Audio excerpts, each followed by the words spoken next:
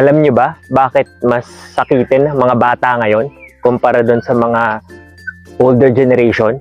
I-share ko sa inyo yan dito sa Kwentong Daddy.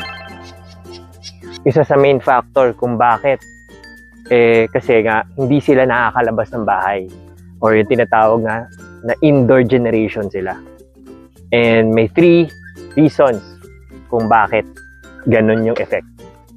So 3 main reasons bakit mas prone na magkasakit yung mga indoor generation na kids ngayon o yung mga batang madalas naka-gadget lang na nakakukulong sa bahay. First reason, alam nyo ba na 5 times more toxic yung indoor air kaysa outdoor air? So common sense naman, kung mas toxic yung air, mas pumapasok sa katawan natin yung mga toxicities and mas nagkakasakit tayo. Second reason, mas moldy yung indoor air. Alam naman natin yung mga molds na yan. Yan yung number 1 causes ng mga allergies, di ba? So, kaya marami sa mga bata ngayon, may mga asthma, di ba? May mga eczema sa balat. So, all these allergic reactions because of the moldy air. Third reason, sunlight, araw. Hindi na arawan. Hindi katulad dati, nung mga bata tayo, di ba?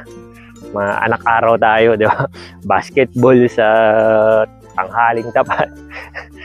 So ito naman, masyado nag-swing on the other side. Hindi na naaarawan yung mga bata ngayon. And alam nyo ba na yung sunlight, actually, bukod sa, nakakatulong sa bones natin, di ba? Immune system, it helps build, strengthen the immune system. So, mga bata ngayon, yun, nakakulong sa bahay, almost hindi na parang na sila mga vampire, hindi na natamaan ng araw. Kaya kami, as much as possible, we encourage our kids to go out and play.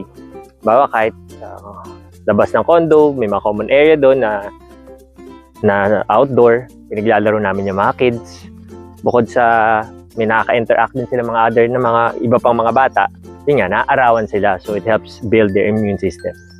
Tapos kung may mga opportunity na ganito, nakakapunta kami sa labas. Like ito, nasa farm kami ng tito namin.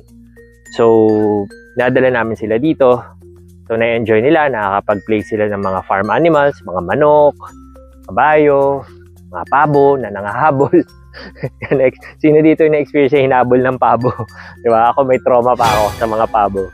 Pero it's part of growing up, diba? Tapos, yan, nanguhuli sila ng mga gagamba. Tinuruan din namin mahuli ng gagamba.